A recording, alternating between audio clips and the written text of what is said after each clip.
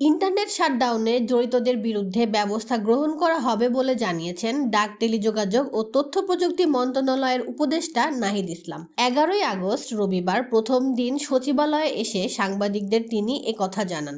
নাহিদ ইসলাম বলেন, কথায় কথায় ইন্টারনেট বন্ধ করা চলবে না। ইন্টারনেট স্পিড সীমিত করে দেওয়া মানবাধিকারের লঙ্ঘন। তথ্য জানার অধিকার সবার আছে, তাই মানুষকে সত্য জানা থেকে বাধা দেওয়ায় মানবাধিকার লঙ্ঘিত হয়েছে, এটা লঙ্ঘন করা যাবে না। ডাক ও আইসিটি উপদেষ্টা আরো বলেন, দুর্নীতিকে প্রশ্রয় দেব না। তারুণ্য নির্ভর আইসিটি খাত গঠনে কাজ করব, তরুণদের কথা শুনব।